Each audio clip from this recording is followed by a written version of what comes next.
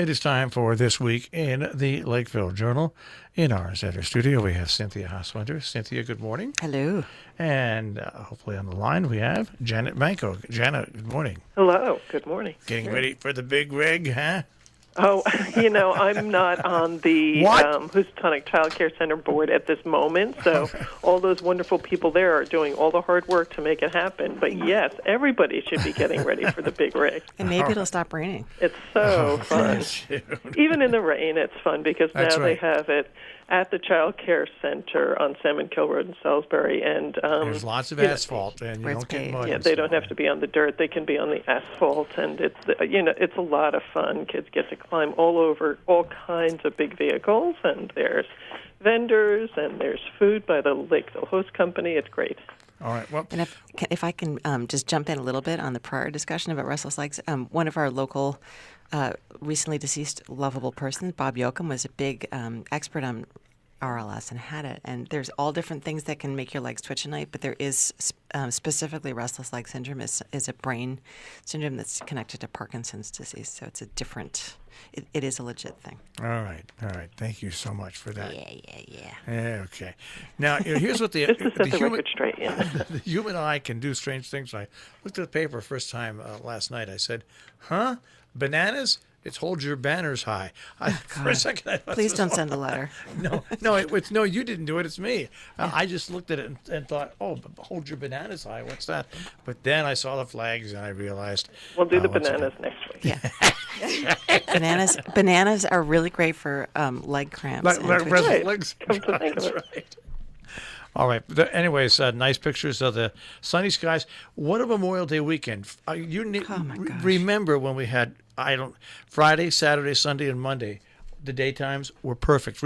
I can't remember when there were 4 days like that. Right. And immediately started, I don't know why I thought, oh, good, it's finally stopped raining because it's raining again every day. I can't believe, where's all this rain coming from? But I just kept saying to people, I don't care what happens for the rest of the week as long as it's sunny for 3 hours on Monday morning because we have a beautiful issue thanks to the beautiful weather. All right. What's the federal farm bill? The federal farm bill is an article written by Janice Stiller, who, of course, is the farm director at Camp Isabella Friedman in Falls Village, and she's a wonderful writer. And we get a lot of emails from the federal government about the farm bill, and they all seem to be sort of helpful. And I'd said to her, is it possible that the government is actually helping? And she said, yes. So this article details some of the different ways that the farm bill and the federal government actually are supporting farmers, including young farmers and small farmers. So a very interesting read. And, of course, farming continues to be important to us here in the Northwest Corner, so everybody should read this article. All right. Nice story and action picture in color. FFA nurtures student interest. And, of course, we don't normally think of plasma cutting as an FFA agriculture kind of activity, but there it was at the Agriculture Education Open House at Housatonic Valley Regional High School. Cordelia Shelley took a lot of wonderful photos, and I think as a kid who grew up in this area but didn't go to Housatonic, it was very interesting to her to see the range of all the different kind of things that these young people are learning. It's definitely not just going to school to learn how to... Agribusiness is now what it is. Huge. All sections of agriculture. It's forestry. It's a lot of it was really amazing. Floral work. There was somebody making corsages. It's a very impressive program.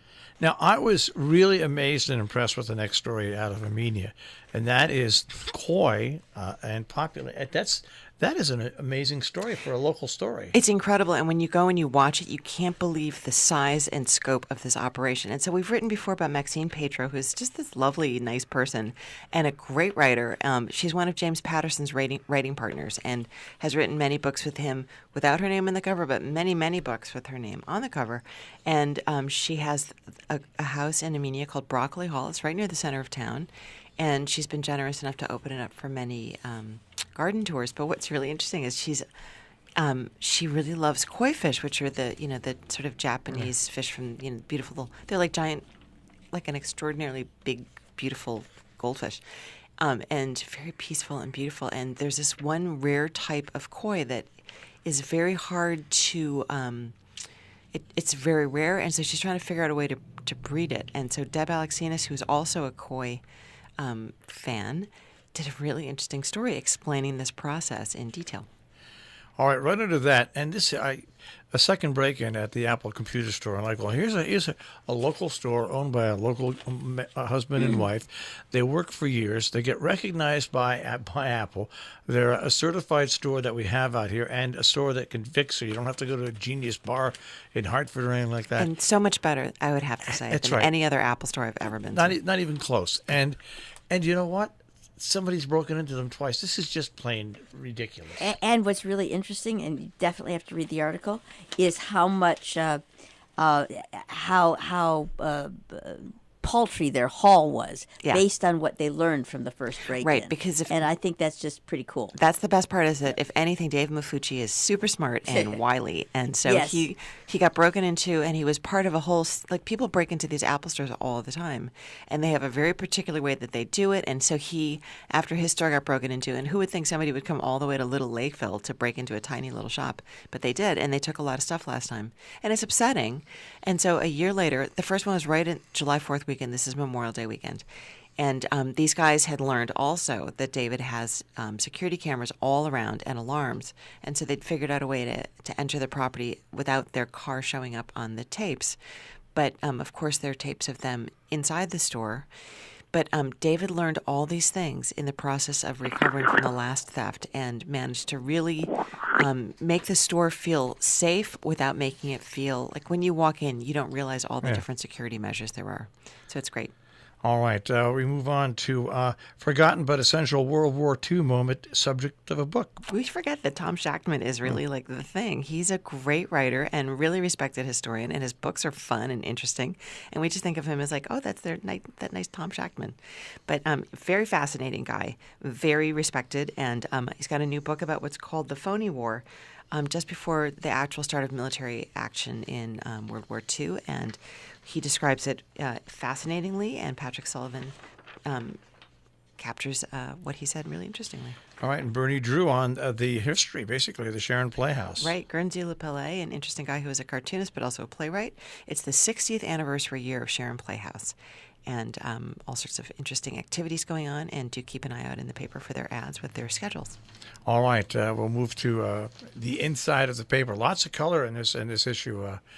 For Memorial Day, basically after Memorial Day. Yeah, I want to quickly note the bear watch because there was a bear in Burlington, which is just east of Torrington, that attacked and killed a dog in somebody's yard and remained in the yard and was aggressive enough with the police that they had to what they call euthanize it.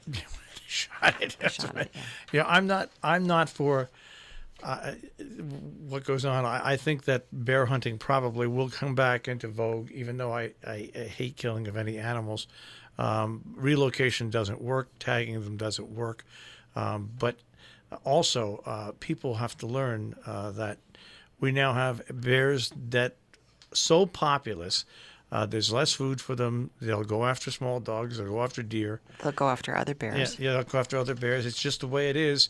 And you have to try to keep your house as bear-free as possible by keeping things that attract bears away. Yeah, it's kind of like when there's a problem with the traffic situation and people go to the state government and they say, well, nobody's died yet. And then people say, do we have to wait for somebody to die before we do something about this? Yeah. So it's getting to that point where the bears are really starting to be a problem. All right, we move on. Kent, once again, lots of colors. Meat, baked goods, and veg at Kent Market also. It's interesting in Kent, you can sort of see that as the veteran, it feels like the World War II veterans are hanging in there, but you can see the little kids in all of these stores. There are all these people who are very young when I first started covering Memorial Day parades, and they're all growing up beautifully too. Hoping to turn swords into plowshares. Yep, and Kent Farmers Market Fridays 3 to 6. Move on to Salisbury, and Sharon has a beautiful parade, and they go down and they get but there's something about the Salisbury parade, the way that everybody marches out to the cemetery and then marches back into town. Yeah. Not only the parade people, but people who watch the parade that make it a truly special occasion. And it was so nice to see Bullitt Sherwood honored at that service. And it's true, all of the services here are beautiful and small and intimate, and very New England and very old-fashioned, but there's something about the Salisbury one. Everybody says it, and I think partly because they come back to the White Hart and everybody gets ice cream and it's a big celebration. And, of course, in Cornwall they have a carnival, which is notable too. But, they're all beautiful, but Salisbury is the one I hear the most about. So a beautiful day. And yes, Bullet Sherwood, who really is so much a part of the fabric of life in Salisbury. It's hard to imagine the town without him, but has been very unwell. And they gave him an honor for his service at the parade. And apparently his car was, Patrick wanted to get a photo of him. The car was so surrounded by people trying to shake his hand that he couldn't get close to it. The Pope property, uses are being weighed. Yes, one of the sub-themes of this week's issue is we spend a lot of time thinking about things. And the Pope property is a property that's been discussed for many, many years now. 95 acres in Salisbury, and thinking about what are the best ways to use it, and what a wonderful problem for a town to have. And it's a small story, but it's a big story. A zoning change will allow multifamily housing. And that zoning change, once it's all completed, will affect that piece of property on Main Street in Lakeville, Connecticut, because they're trying to set zoning regulations that aren't just spot zoning, right? Where that eyesore can be turned into possibly multifamily housing. So you're talking about the Chinese restaurant, yeah, which has been problematic, and it seems to, again, one of the things I hear the most about from people is how annoyed they are by that property, which is really becoming blighted. And somebody had expressed an interest in purchasing it and turning it into affordable apartments. And people don't necessarily realize there's a lot of apartments in Lakeville, and seems to be a good spot for it. So we'll hope that works out. All right. In Cornwall, remembering to live in the present, and something about it's nice to see the color pictures, but also the black and white pictures are also, right, to me, quite beautiful. Very expressive. Yeah. Yeah, and of course Cornwall, the only town I think that had a calf that was not being carted on a truck, but that actually walked the whole parade route with Chris Hopkins, who had recently retired from the Stonewall Dairy Farm, and Richard Sears, a wonderful, interesting guy, always very active in the Houstonic Valley Association. He was the speaker this year. And the sewers got a public hearing in West Cornwall. Once again, a topic that we are not rushing into. So septic is very important in West Cornwall, which is a very small town. It's a village. It's right on the river, but it's also sort of the business center of Cornwall, one of the two, I think. So having an improved sewer and septic system would make a big difference to the businesses that are there. All right, and the walking track is complete in Sharon. I'll tell you what, in Sharon Valley, they probably have the nicest, and I mean nicest, community field, a regulation-sized, fenced-in baseball field with major league dimensions, a perfect little league field, an incredible. In other words, two. Just in case people didn't get that, 2 baseball fields. An incredible legal regulation soccer field. They now tennis have tennis courts, bathrooms, basketball court, everything. And now they have this terrific walking path that goes around it, completed. And so people should pick up, if they can find it still on the newsstand or come by our office, the Towns and Villages special supplement that we came out with a couple weeks ago, because we interviewed the rec directors, and Matt Meddy is, I think, is the longest serving rec director in the area. And what he said when I interviewed him was he started out just as a parent in the area, and so he would go out to the ball fields and nobody had mowed it, so he'd mowed it, and nobody was taking care of the basketball court. And so eventually they hired him, and he's done an incredible job, and I'm not sure that people realize it. I think local people are the ones who really use those fields out in the Sharon Valley, but there's a lot going on there. And of course, he recently had a beautiful new bathroom built because everybody wants that. And he takes beautiful care of it. And the walking track thing was Sharon has a very successful program at the Hotchkiss School where people are allowed to use the indoor walking track in winter. And he knew that program was very, very popular. And so he raised funds and got the work done and got people to make donations. And they built this beautiful walking track. I think it's 1.5 miles now. You know, after Fred Amerighi passed away, those fields did, because Fred used to be there all the time. Yeah. And Matt Meddy just picked it up and has done a great job. So right. That's nice. And a nice coverage on the Sharon Parade, and also service at the War Memorial in Sharon. Right. Again, one of the really most beautiful, I mean, I used to live in Sharon. To me, that's one of the most beautiful parades. Really a wonderful old-fashioned feeling to it. And the great thing about the memorial there is you didn't have to die in order to get your name on the wall. If you served, right, and you were a Sharon resident, it doesn't matter what war you served in, your name goes up there. It's that's something special about that. Yes. All right, we move on to the Falls Village Parade, and then the Science Fair. Right. The science fair is always fun. And Patrick went over there, and he interviewed this one girl, and she was talking about the still that she built. And I was like, is she making home brew or something? But actually what she's doing is something very important to hikers, is she figured out a way to purify water. And the hiking season started. It feels like the hiking season started early. There's a lot of Appalachian Trail hikers already coming through. So either that means that the hikers are early or that we are late getting our summer interns in. And a nice, I saw the video that was posted on Facebook, the 92nd Falls Village Parade. But this is what makes our area special. No matter how small the town, the parades are done, and they're just real, and they lead up to services. So. Right, and I have to say, not to pat ourselves on the back, but we try to make sure that every town gets the exact same amount of space, no matter how big or so small. And it's tempting to just fill the whole paper with Salisbury pictures, but every one of these parades is beautiful. And we'll have more pictures up on Facebook of some of these extra shots. All right, North Canaan, once again, coverage of the parade, the life lost in Korea, and a place for trees. So, this is a year when we're losing a lot of that last generation of World War II veterans, and just losing a lot of people who are important to our communities and are beloved.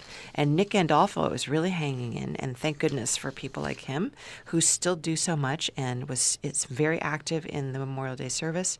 They remembered two recently passed away World War II veterans, Champ Nagel and Izzy Tadiello.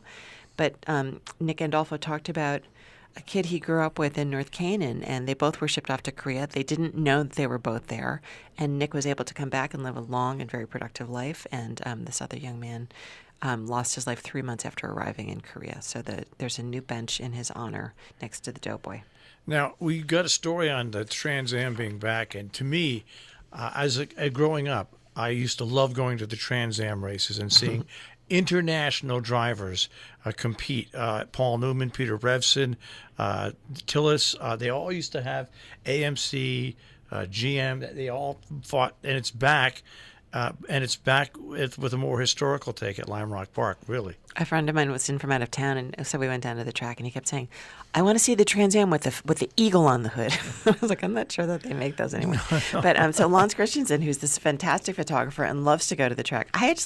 Lance is full of surprises, and he said, he wrote up this article for me, and I was amazed at how much he knows about Trans Ams and how exciting he made it sound. So it was, I think, 3 days of racing, and then the Royals Car Show on Sunday, which we also went to, which was lots and lots of fun. And, really Lime Rock is making an effort to get people to come into the park and see what's going on. The Royals is always a big activity. And you can actually go on the Lime Rock website and see who won the Skip Barber Trophy. And the nice thing about there was one car there that had my favorite on it. It was Godzilla, right. And it was a promotion for the new movie. I just think that was great. Yeah, we got a photo of that. I'll see if Alex can put that up on Facebook. If you've got that, please send me. I'd love that. I'm just a big Godzilla is number one with me. And there was also a guy whose last name is Berkeley, Jason Berkeley, who's from Falls Village, and then the guy who I think was the winner was named Chris Dyson, and he's from nearby New York State. Yeah, I think he's Rob Dyson's son. Right. Oh, okay. And had a bad crash just a few weeks before the race and wasn't sure if he could make it, but did phenomenally well. All right, we'll go on to the opinion page. Pay attention to the municipal budgets. Well, that's right. You may feel as if it's gone by you if you haven't been paying attention, but, every year we hear about this from people when it comes to that last vote at public meeting or even the referendum for Region 1, people sort of wake up and say, wait a minute, what's been going on? We do cover it all throughout the season, all the preliminary hearings and meetings, and it's really an important part of what happens around here when it comes to understanding priorities for our towns and the tax base. So keep an eye on it. If you have missed what's been going on in your town, if you don't find it in this week's paper, look back on the website and or you go to the library and look at the previous papers in May and you'll find all the information you need. But do keep track of it. And once again, turning back the pages, I love it because you always find a name like Richard Kircher, who I loved. He was a food friend of the family. The news story has been a Chrysler Plymouth salesman at the Litchfield Garage, has entered the employ of the Winstead Motor Sales Company. That was from 50 years ago. Yes, yeah. And it is amazing. Well, and I think you have this experience too, Marshall, where you'll look at something and say, wait a minute, that was 25 years ago, or that was 50 years ago. I knew those people. It's great to see these, and we're so glad that Norma Goulet collects them for us. She knows so many of the families and the businesses in the area, and she keeps track of what is interesting in each edition for us. All right, lots of, once again, letters and also viewpoint articles again. Right. We have a real range of letters, so do read every one of them. Vaccination, affordable housing, church, thanks for the Region 1 art show at Standard Space, which is so great that all these Region 1 art teachers got together to say thank you. Read their names, be aware of who they are. They're a big part of what makes school fun for our kids in the community. And we have 2 opinion pieces on abortion, one on the border wall, and one on coffee, so something for everybody. All right, and we'll move on to the Compass. Ann's not here, so BIFF, the Berkshire International Film Festival. I was just talking to Marshall, and I was like, I didn't even know there was a film festival in the Berkshires. And he said, it's been going on for 15 years. Long time, 14th season, really amazing. Yeah, and apparently one of the really good ones, because they've got like another thing I didn't know. Martin Scorsese has roots in the Berkshires. I had no idea. His wife is from here. Apparently he's been a long-time visitor. So he's being honored this year at the festival. They're showing his films at the Mahawi. And there's also the Pauline Kael documentary, and apparently she watched a lot of her movies at the Mahawi up here. So stuff going on. And Alex Wilburn interviewed one of the directors who had worked with the BIFF founder and artistic director Kelly Vickery about why this intimate little festival is so wonderful, and the website is there so that you can go and see what's happening. It ends June 2nd, so don't delay. And then Alex also reviewed Roxana Robinson's new book, Dawson's Fall. And Roxana is a very prolific, very respected writer from the area. She's, of course, a New York person, but also a Cornwall person. And she will be speaking at the White Hart next week on June 5th. And don't miss it on page A16.